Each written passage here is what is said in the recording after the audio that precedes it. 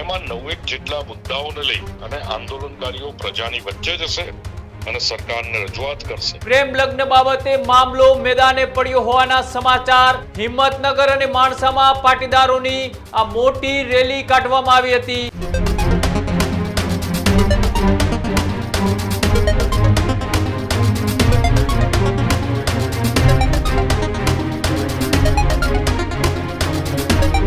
આગળ વાત કરીએ ગુજરાતમાં એ પાટીદાર સમાજ એક બાદ એક અલગ અલગ શહેરોની અંદર એ જે મુહિમ ઉપાડી છે પ્રેમ લગ્નના કાયદાની અંદર ફેરફાર કરવાને લઈ હવે ફરીથી ક્યાંક ને ક્યાંક એ પ્રેમ લગ્ન બાબતે મામલો મેદાને પડ્યો હોવાના સમાચાર એ સામે આવી રહ્યા છે।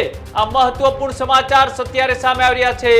ઉત્તર ગુજરાતમાં સતત બીજા દિવસે એ પાટીદાર સમાજની મોટી સંખ્યામાં એ રેલી નીકળવામાં આવી હતી। હિંમતનગર અને માણસામાં પાટીદારોની આ મોટી રેલી કાઢવામાં આવી હતી। વરુણ પટેલ, દિનેશ બાંભણિયા, પૂર્વિન પટેલ સહિતના પાટીદાર આગેવાનો આ કાર્યક્રમની અંદર જોડાયા હતા। લગ્ન નોંધણીના કાયદામાં ફેરફારની માંગ એ બુલંદ બનતી જઈ રહી છે। એક બાજુ જે રીતના પ્રેમ લગ્નના એ કિસ્સાઓ દિવસે ને દિવસે વધતા જઈ રહ્યા છે તેની સામે હવે પ્રેમ લગ્નમાં ક્યાંક ને ક્યાંક ખોટી રીતે લગ્ન નોંધણી થતી હોય તેનો પર્દાફાશ થોડા દિવસ પહેલા પાટીદાર આગેવાન એ વરુણ પટેલે કર્યો હતો।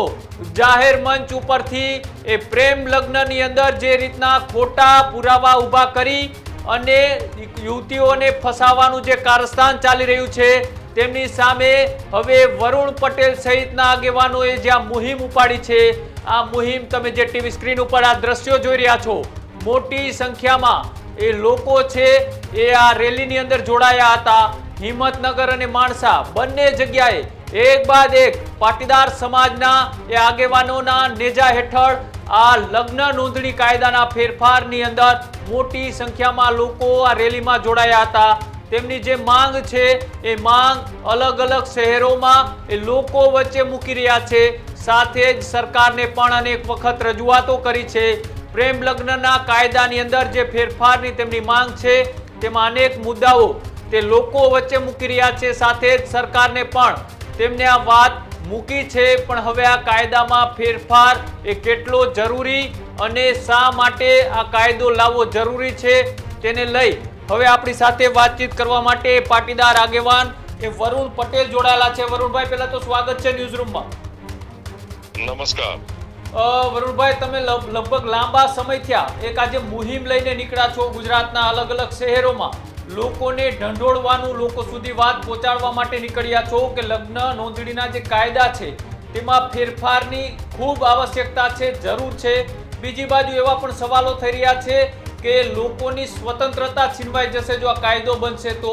તમારા મતે આ કાયદો લાવવો શા માટે જરૂરી છે અને લગ્ન નોંધણીના જે કાયદા છે અત્યારે એમાં કયા પ્રકારની ચીટિંગ થઈ રહી છે? જો આજથી અંદાજે 6 મહિના પહેલા પાટીદાર આંદોલનકારીઓની ચિંતન શિબિર થઈ હતી। એમાં 9 જેટલા મુદ્દાઓને લઈ અને આંદોલનકારીઓ પ્રજાની વચ્ચે જશે અને સરકારને રજૂઆત કરશે એ દિશામાં વાત કરી હતી। એમાંથી અત્યારે ભાગેડુ લગ્ન પ્રથા અને સટ્ટાખોરીના વિષયને લઈ અને માણસા અને હિંમતનગરમાં મહારેલીનું આયોજન, વિજાપુર બાદ અહીંયા 2 જગ્યાએ મહારેલીનું આયોજન થયું હતું। અત્યાર સુધી ગુજરાતમાં ભાગેડુ લગ્ન અટકાવવા અને સટ્ટાખોરીની સામે પાટીદાર આંદોલનકારીઓ દ્વારા 20 જેટલી રેલી, નાની મોટી રેલી, સભાઓ અને મીટિંગનું આયોજન થઈ ગયું। આવનારા દિવસોમાં કુલ ટોટલ 70 જેટલી રેલી અને સભાઓ ગુજરાતમાં પેન્ડિંગ છે જેની તારીખો અમે દર વીક આપીશું અને આવનારા દિવસોમાં ગુજરાતમાં 70 કરતા પણ વધારે સભા અને રેલી તાલુકા કક્ષાએ, જિલ્લા કક્ષાએ કરવામાં આવશે। પ્રેમ લગ્નના કાયદામાં આ કોઈ લડાઈ સ્વતંત્રતા વિરુદ્ધ નથી, આ કોઈ લડાઈ પ્રેમ વિરુદ્ધ નથી, પણ પ્રેમના નામે જે છેતરપિંડી ચાલી રહી છે, જે અત્યારની જે મેરેજ રજીસ્ટ્રેશનનો જે એક્ટ છે એની જે ક્ષતિઓ છે એનો દુરુપયોગ કરી અને એક મેરેજ ટેરરિઝમનો જન્મ થયો છે। એ મેરેજ ટેરરિઝમથી ગુજરાતને બચાવવા માટેની આ લડાઈ છે અને જો મેરેજ ટેરરિઝમથી ગુજરાતને બચાવવાની લડાઈને કોઈ એમ કહેતું હોય કે આ મારી સ્વતંત્રતા વિરુદ્ધની લડાઈ છે તો હું કહીશ વરુણ પટેલ તમારી સ્વતંત્રતા વિરુદ્ધ છે. એમાં હું કોઈ બીક રાખીને હું ડિપ્લોમેટિક વાત કરતો જ નથી. પણ ગુજરાતના કોઈ પરિવારની, ગુજરાતની કોઈ દીકરીની, ગુજરાતના કોઈ દીકરાનું સટ્ટામાં હું ભવિષ્ય અને જિંદગી નહીં બગડવા દઉં. હું નહીં બગડવા દઉં, બીજા કોઈ આંદોલનકારી પણ નહીં બગડવા દે. અને અમે આના માટે સમગ્ર ગુજરાતમાં આવનારા દિવસોમાં ઘરે ચોક કાર્યક્રમ કરીશું, સરકારમાં રજૂઆત કરીશું. અને બાકી મારે કઈ કહેવાનું નથી.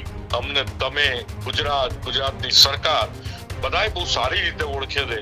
સરકારના આભારી છીએ કે ઓનલાઈન ગેમ્બલિંગનો જે અમારો મુદ્દો હતો એ કેન્દ્ર સરકારે સોલ્વ કરી નાખ્યો. હવે જે બાકી વધેલા 8 મુદ્દા છે એ જ્યાં સુધી સોલ્વ નહીં થાય ત્યાં સુધી ગુજરાતમાં, અને આ પ્રશ્ન તો ખાલી પાટીદાર સમાજનો નથી, આ પ્રશ્ન તો 18 વર્ણનો છે. 18 વર્ણ તમામ સમાજો અમારી આ મુહિમમાં જોડાય છે, રેલીમાં આવે છે, સભામાં આવે છે. અને આવનારા દિવસોમાં એવા પણ આયોજન છે કે બીજા સમાજોની રેલીમાં પણ અમે જશું અને અમારી રેલીમાં પણ બીજા સમાજો આવશે. પણ ગુજરાતમાંથી આ મેરેજ ટેરરિઝમનું દૂષણ અમે દૂર કરીને જ રહીશું. વરુણભાઈ, જે રીતના અલગ અલગ શહેરોની અંદર તમે એ લોકોને એકઠા કરીને એક મેસેજ આપવાની ટ્રાય કરી રહ્યા છો, લોકોનો કેટલો સપોર્ટ અને સહયોગ મળી રહ્યો છે? લોકોનો અનબિલિવેબલ, અમારી ધારણા કરતા હજારો ગણો વધારે સપોર્ટ મળી રહ્યો છે. જ્યારે અમે પાટીદાર ચિંતન શિબિર કરી ત્યારે વિચાર્યું હતું કે 100-200 જણની, 50 જણની, 5 જણની મીટિંગ કરવા આપણે ગુજરાત ખૂંદીશું, ગુજરાતમાં ખૂણે ખૂણે જઈશું. પણ જો કાલે હિંમતનગરમાં અમારે રવિએ સભાનું આયોજન કર્યું તો હજારોની જનમેદની રોડ ઉપર હતી. એની પહેલા વિજાપુરમાં અમારે દર્શન વકીલ, દીપક સરપંચે ક્રાંતિ સભાનું આયોજન કર્યું. હજારોની સંખ્યામાં રેલી હતી. આજે માણસામાં તમે જો નિકુલભાઈ અને ભરતભાઈ અને એસપીજી ગ્રુપ દ્વારા જે રેલીને સભાનું આયોજન કરવામાં આવ્યું, એ હજારોની સંખ્યામાં માતાઓ, બહેનો, યુવાનો, વડીલો જોડાય છે. હું બહુ ગૌરવ સાથે કહું છું કે આ મુહિમની લડાઈમાં સ્વયંભૂ રીતે જે સંખ્યા જોડાય છે, ગુજરાતની રાજકીય પાર્ટીઓ 15 દાડા એના માટે મેનેજમેન્ટ કરે છે, પૈસાઓ ખર્ચે છે, આખું તંત્ર લગાડે છે. તોય અમારી સભાઓની કમ્પેરિઝનમાં એમની સભા પણ નથી થતી.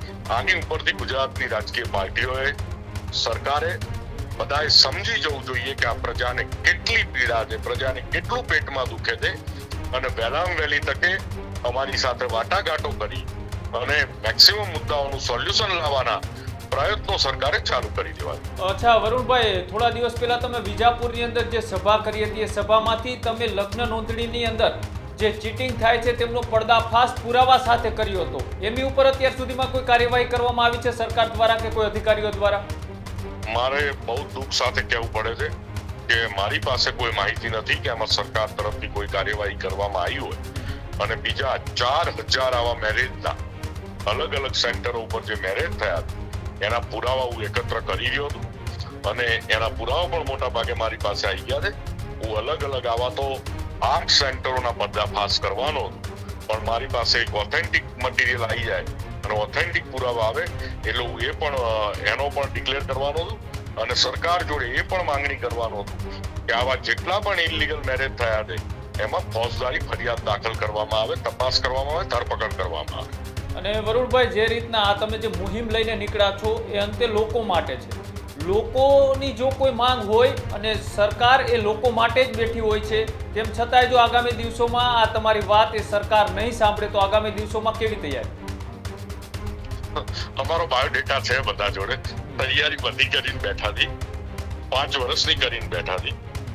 એટલે તૈયારી પૂરેપૂરી છે. પણ અમને વિશ્વાસ છે કે આ બહુ સેન્સિટિવ પ્રશ્નો છે અને કમસે કમ આ પ્રશ્ન તો સરકાર વહેલામાં વહેલી તકે સોલ્વ કરશે. અચ્છા, એટલે તમે આટકતરી રીતે એવું કહેવા માંગો છો કે અત્યારે શાંતિપૂર્ણ રીતના જે રેલી નીકળે છે અને સરકારને વાત પહોંચાડવા માંગીએ છીએ, નહીં પહોંચાડી શકીએ, સરકાર નહીં સાંભળી શકે તો આગામી દિવસોમાં પ્રેશર પોલિટિક્સ કરવામાં આવશે? જો પહેલા જ્યારે તમે કોઈને વાત સંભળાવતા હોય તો પ્રેમથી વાત કરાય, ધીમે ધીમે વાત કરાય, વ્યવસ્થિત વાત કરાય. ના સાંભળે તો પછી ઓર જોશથી વાત કરાય. ના સાંભળે તો એનાથી વધારે બૂમો પાડે. આજે 2-5 હજાર લોકો બૂમો પાડી ગયા છે રોડ ઉપર આવીને. ના સંભળાય તો આવનારા દિવસોમાં 50,000 પાડશે, લાખો પાડશે, તાલુકે ગામડે બૂમો પાડશે. અને સરકાર જ્યાં સુધી વાત નહીં સાંભળે ત્યાં સુધી અમારા કાર્યક્રમો ચાલુ રહેવાના છે. અને આ કાર્યક્રમની એક ઝલક તમે ગુજરાતની જનતાએ અને સરકાર બધું ન્યૂઝ રૂમ જેવા સક્ષમ મીડિયાના માધ્યમથી આજે જોશે. અચ્છા, એટલે તમે એક વાત તો અહીં સાબિત કરી કે સરકારમાં તમે ભારતીય જનતા પાર્ટીમાં સાથે જોડાયેલા છો, તેમ છતાંય આ સરકારમાં કોઈ પણ વસ્તુ સામાન્ય રીતે માંગવાથી નથી મળતી, એના માટે તમારે મુહિમ અને રસ્તા ઉપર ઉતરવું પડે છે. થોડો ક્રિટિકલ પ્રશ્ન છે. હું આને કોઈ પોલિટિકલ એંગલમાં આ ચર્ચાને લઈ નથી જવા માંગતો, એટલે થોડો ક્રિટિકલ પ્રશ્ન છે. પ્રજાના જ્યારે ક્રિટિકલ પ્રશ્ન હોય તો લોકશાહીમાં આપણી સરકારે, આપણા લોકતંત્રએ અધિકાર આપ્યા છે કે સરકારને અમે તો સમર્થન આપી ગયા છે કે તમે આ કાયદો બનાવો. આની આ સમર્થન સભાઓ છે. સરકારે તો ખુશ થવું જોઈએ કે આ સમર્થન સભાઓ છે. સરકાર આ કાયદાઓનું નિર્માણ કરે, ગુજરાતને દૂષણ મુક્ત કરે અને એના માટે સરકારને બળ મળે, સરકારને નૈતિક હિંમત મળે, સરકારને સપોર્ટ મળે, એના માટેની આ સમર્થન સભાઓ છે. સરકારના સમર્થનમાં સભા કરી. તો પછી સરકારને પ્રોબ્લેમ શું છે આ કાયદામાં ફેરફાર કરવામાં?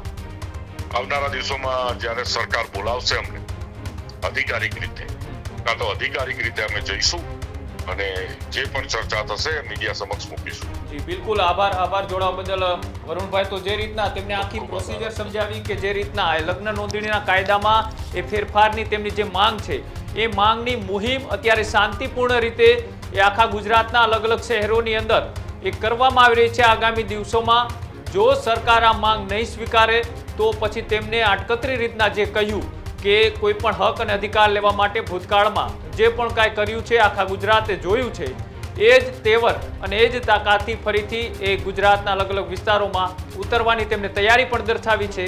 તમારા મતે તમને શું લાગે છે જે અત્યારે લગ્ન નોંધણીના કાયદાના ફેરફારને લઈ જે એક મુહિમ ચાલી રહી છે આખા ગુજરાતમાં એ પાટીદાર આગેવાનો દ્વારા, તેને લઈ તમારું સમર્થન કે પછી એની વિરુદ્ધમાં તમારો જો કોઈ વિરોધ હોય તો એ કોમેન્ટ બોક્સની અંદર જરૂર જણાવો.